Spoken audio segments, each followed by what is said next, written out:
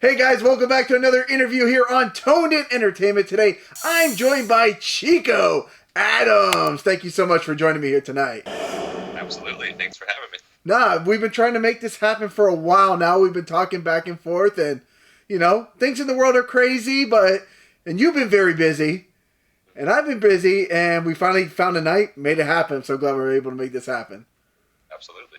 Now, everybody knows you for wrestling and whatnot, but you're doing some stuff with the Make-A-Wish Foundation. I think that's pretty important, and I kind of want to make sure we get that in the video like right away so people know what's going on with that. Absolutely. Yeah. So we have a new special campaign going on called Wish Heroes. So 80 local children have had their wishes postponed due to COVID-19. So this campaign will ensure that we have enough funds for future wish granting and to make sure that those wishes happen once everything is, I don't want to say back to normal, but as close to it as we can. But the campaign ends on June 8th. Each Wish Hero has a goal of 1,600. So far, we're at 445, so we still have a little over 1,000 to go. But even after the campaign is over with, you can always donate anytime to Make-A-Wish Foundation. So if anyone out there would like to donate to this or even share any information, please just send me a direct message on any of my social media platforms, and I'll be more than happy to go from there. Nah, it's great to see you guys doing stuff like this because I saw you're doing the Make-A-Wish and Gangrel. I know you've wrestled at Gangrel's Wrestling Asylum. I've seen you in action there before too at the Danger Beach Casino. And he's doing like a big event this week for Feeding South Florida. So it's great that we're seeing like the wrestlers, not forgetting about the community and doing great stuff like you're doing. Absolutely. Yeah. Now, you've trained at WXW, and I know they're also having a little bit of hard times too with the Wild Samoans, and they've got a GoFundMe or a fundraiser going as well too. That's correct. It's GoFundMe.com/WXW Wrestling. So due to COVID-19, we had to unfortunately move out of that vicinity. So we're looking at getting another place to train, like a new building, and we're on a temporary leave of absence right now. It's not the end of the Wild Samoan Training Center.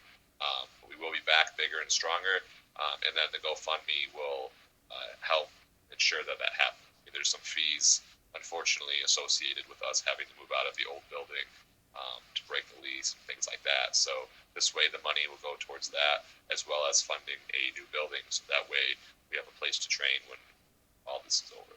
Right now, it's going to be. I know a lot of people are on hard times. I've seen friends of mine that own, their one gym, and now they can't afford to keep it going. And it's really just, who would ever thought like something like this would just come along, and all of a sudden, like 2 months later, and everybody's kind of like just their world has been flipped upside down.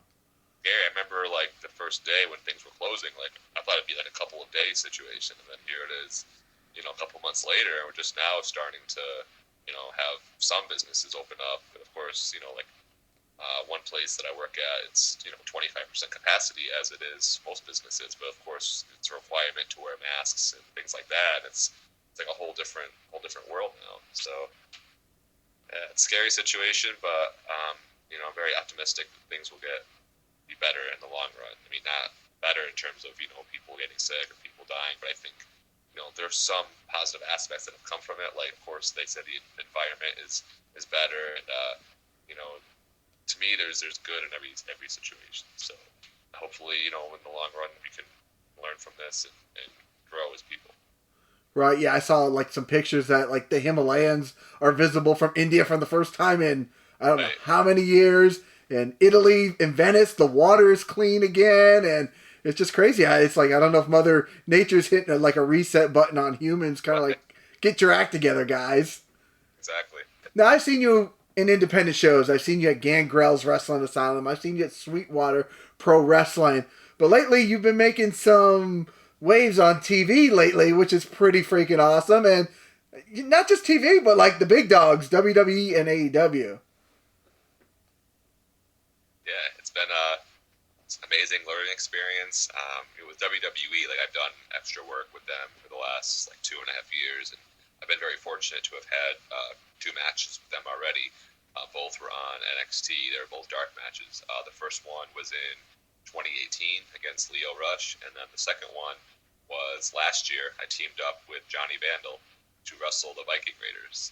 So, but besides that, I've played a doctor. I've done security a bunch of times. I got to do Goldberg security at WrestleMania, which was awesome. This past Monday night, well, 1 week ago, I was the doctor that helped Rey Mysterio. And then AEW, which took place in, was it late March, the same week that we did WrestleMania. So, been very blessed. I mean, it's unfortunate with the circumstances going on, but been very fortunate for those opportunities to come up. Right. You know, with wrestling is that you never know when an opportunity like that comes up, so you always have to be ready. So I always say, like, the best advice I give people is don't expect anything, but be prepared for anything.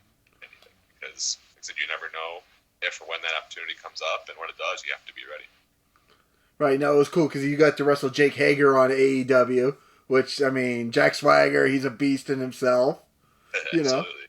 I mean, it's funny because, like, when I was in college, I would watch ECW, the WWE's version of ECW. Okay. That debuted, and he was wrestling Matt Hardy, and he won the ECW title, and he was feuding with Christian, and I'm a huge Christian fan for years.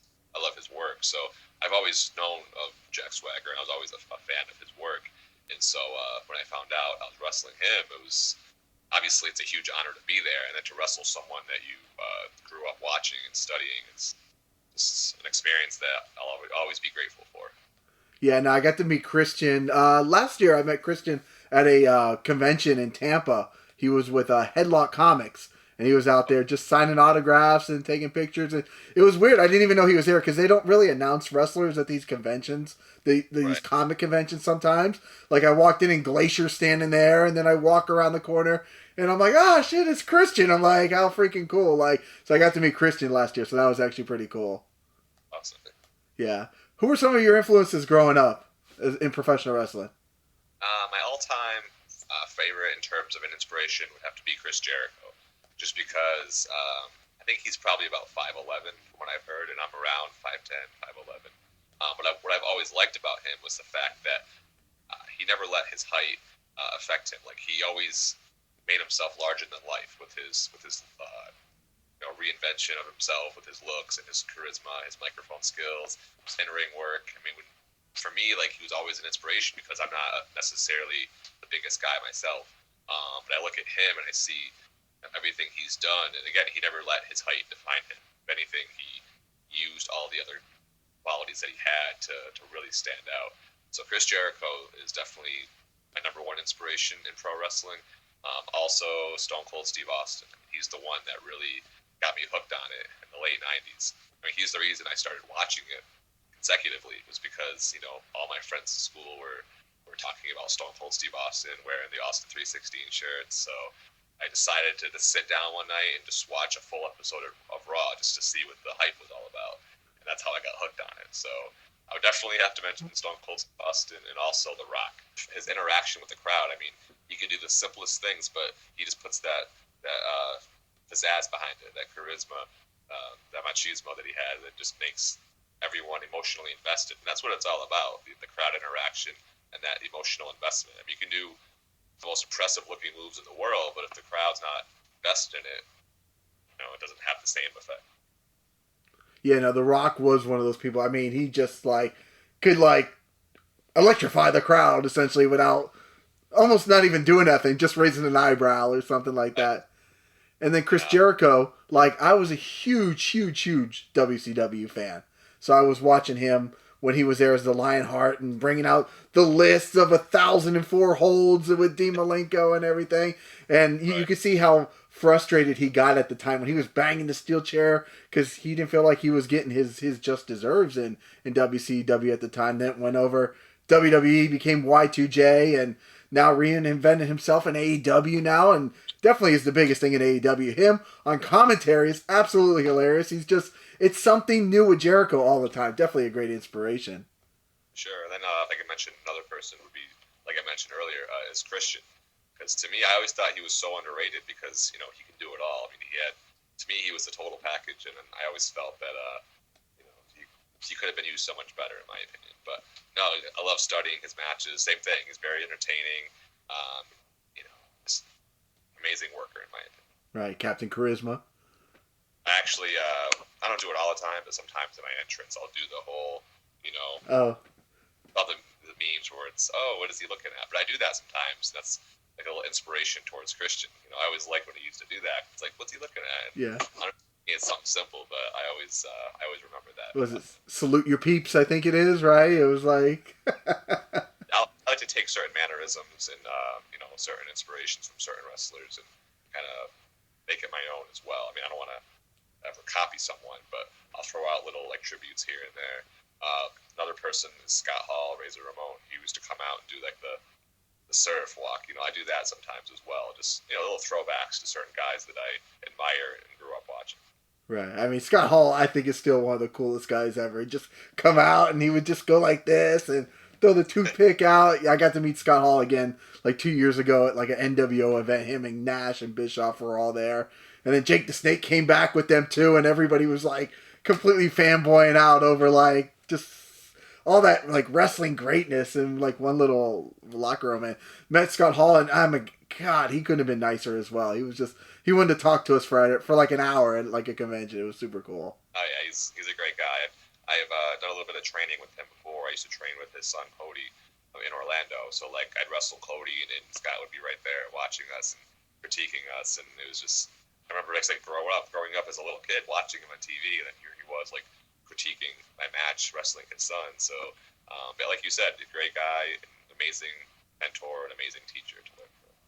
Yeah, because I grew up watching wrestling with my dad, and I'm probably a few years older than you if we're talking timelines about wrestling. So I remember watching Scott Hall in like the AWA with the stash, like in the hair and everything like that before he became Razor Ramon. I remember Scott Hall back then. Yeah, the beast. Yeah. Now, here on Toned In Entertainment, like, it's more than just wrestling. We're movies and comics and music and stuff. If it's like a Saturday afternoon and you could pick one movie to watch just over and over, what movie would that be? Hands down, no questions asked. Terminator 2, Judgment Day. Oh, you are my man right there. You are my man.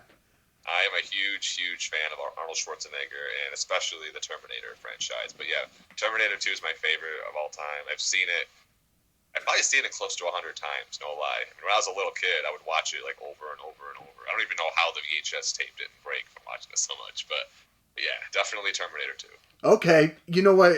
Interesting fact is, Terminator 2 is actually the first rated R movie my parents ever let me watch. Oh, really? I begged my dad to let me watch Terminator 2 because I was kind of coming into Guns N' Roses, and they had this theme song for the movie, You Could Be Mine, and my parents were really strict on the type of movies I got to watch, and I was like, Terminator, come on, and I'm like, is there anything that I've never heard because my parents I was Catholic schoolboy and everything like that, and as long as there was like no nudity or sexual innuendo, it was okay. My dad's like, okay, we're going to let you watch Terminator 2. And he had this pre-screen at first, like from Blockbuster Video. And then I got to watch it like the day after. So Terminator 2, my first rated R movie I ever got to see. Less than 2 years ago, they had a contest where the winner would get flown out to Budapest to spend a day on set of Terminator Dark Fate and get to hang out with Arnold Schwarzenegger. And I've never met him. But if there's one person out there that I could meet, it would be him, because before I got into wrestling, Arnold Schwarzenegger was my childhood hero. So it was a contest that it was by chance. Like, you just put your name in and they randomly pick someone. But I went all out with it. I would like always promote, and I did almost like promo videos promoting the contest. I did one. My fiance and I went to Los Angeles, California, for our little trip, and we went to the Griffith Observatory where he made his arrival, the first one. And I did like a video, and I tagged him on Twitter, and he actually retweeted it. I got over 25,000 views, and he said, thank you for doing this, and hopefully more of my fans can make their own videos to promote this. And I don't think anyone else did, but I was hoping they would see the effort that I put in and be like, all right, maybe we'll pick this guy, but they picked someone else, which is fine. But yeah, one day I hope to meet him, just because he's done a lot for my life in terms of motivating me with bodybuilding and chasing your dreams, and you know, just the star power that he has too. Right, yeah, no, Arnold is he's definitely one of a kind. I know I mean, at the end of all my videos, I end it with a Funko Pop of Arnold Schwarzenegger in a different theme, depending on what I'm talking about. And he goes, subscribe to the channel. Do it. Go now. Do it now. So every one of my videos, including this one, ends with some type of Arnold Schwarzenegger ending.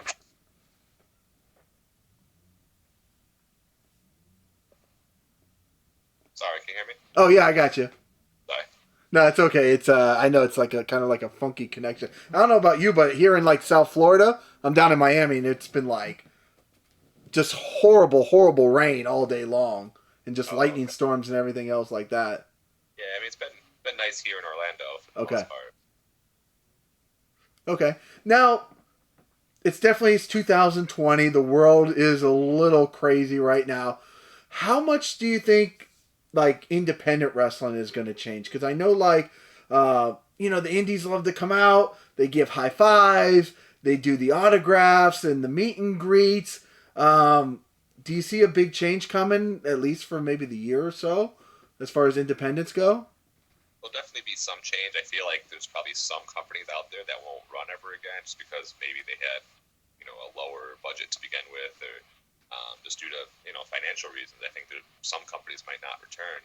I definitely think there'll be a difference, like you said, in terms of the crowd interaction, like autograph tables, things like that. Like, yeah, it's scary because it's that uncertainty that we don't know about. Like my next scheduled match is June 12th in Coco, and they already have like the 6 feet rule. They'll have like chairs set up, 6 feet apart, and of course, doing it that way, they have very limited capacity.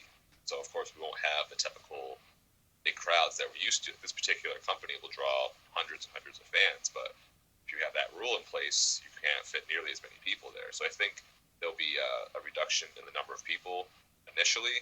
I think eventually it'll be back to what it was, but I think people in general will be more cautious of like shaking hands and being like physically close to each other. But yeah, I mean it's scary to think of what it's going to be like. But I think in the long run, like I said, I think it could be better for the product as a whole. A little safer. Hopefully, like, people start getting the message with moving forward. I know one of the things that always frustrates me is when you see like a Facebook post of like a friend that says, "Oh, I'm at the gym, but I'm sick, but I'm still here at the gym. I made it today. I'm still getting it in." It's like, no, dude, stay home. Like, stop sneezing on people. Stay home. Like, that's one of the things I'm hoping is that, these places, the workplaces out there that don't enforce this type of stuff, gyms and anybody that's just doesn't look well, like, stay home. Like, let's not get people sick anymore. Right, exactly. And I know it's funny because, like, a lot of people have that old school mindset, and maybe I have as well at a time, where it's, I don't care if I'm sick, I don't care if I'm hurt, I'm going to keep going. But I feel like now more than ever, we need to be more cautious of that because, it's one thing to be that determination to keep going, but like you said, if someone's sick and you get other people sick, nothing positive comes from that at all. So I think, like you said, as a whole, people in general will be more cautious of this, and I think we'll learn, moving forward. Right. Well, other than the June 12th show, is there anything else we should look out for Chico Adams coming soon? That's the only currently definite match that I have scheduled. I mean, I'm sure there will be shows popping up and companies, reaching out, telling me that their shows are back on. But that's the only one that I have for sure that's definitely coming up. Besides that, in terms of, WWE or anything else, I mean, a lot of these opportunities, like I said, they come up last minute. So you never know if or when that comes up, but I definitely suggest fans out there to keep watching because you never know who you're going to see. Right. All right, Chico. Anything else we should know? You got t-shirts on Pro Wrestling Tees, and are you selling autographs, or what else can the fans do? Well, I have 3 shirts currently on Pro Wrestling Tees. The link is prowrestlingtees.com/Chico Adams. I'm also on Instagram and Twitter. My handle is @THE Chico Adams. I'm on Facebook. I'm currently at like the capacity of friends. I probably can't add too many more people, but if you type in facebook.com/Chico Adams. You can always look at my profile or send me a message. Again, we're raising money for Make-A-Wish Foundation and also for the GoFundMe for WXW to help bring back Wild Samoan Training Center. So if anyone would like to donate to either one or both, we greatly appreciate it. Please send me a direct message. My email also is bookchicoadams@gmail.com. I do have 8x10s for sale. I have the t-shirts on Pro Wrestling Tees, or if you just want an autograph in general, just reach out and I'll see what I can do and we'll try to work something. All right, awesome, Chico. Well, definitely keep up the good work. It's always great to see like the guys that I see in the independent shows, and that's one of the reasons I started covering the independent shows. Last year, back in July, I went to one of Gangrel's shows. I think it was last July, and I really went because Scott Steiner was there. Like, I wanted to see Big Papa Pump. And I went there, and honestly, I hadn't gone to an independent show in like 15 years. I went there, and I like fell in love with it, like all over again. Like, it's so much fun. There's just a lot of cool stuff going on, and we get to see the guys that, you know, I've seen, you know, other guys like Fabu Andre, and some of you guys just show up on AEW and WWE now, and it's so cool that I've got to meet guys like you and get to see you guys on TV as well. Thank you. Yeah, Gangrel has a great thing going. He has an amazing school in Dania Beach. He runs the casino shows. He also does student shows. So yeah, it's a lot of fun working those events. I mean, the casino shows are just the professionalism of everything. The production is on point. So if anyone is in the South Florida area, make sure you check out Gangrel's Wrestling Asylum. And if you've never been to an indie show, or even if you have, we highly suggest you come out next time he does run a show, and you won't regret it, I promise. Yeah, definitely a lot of fun. All right, Chico. Well, thanks a lot for joining me here on Toned In Entertainment, and I'm so glad we finally got to catch up and do this interview. Absolutely. Thank you for having me. It's a pleasure. Yeah, definitely. So hopefully the next time I see you, it'll be at a live show, and maybe we'll have a little bit more fun. We'll do a little live interview. Those are the ones I prefer doing, but for the meantime, this is what we got, and we're going to work with it. Awesome. Well, I look forward to it. Subscribe to the channel. Do it. Go now. Do it now.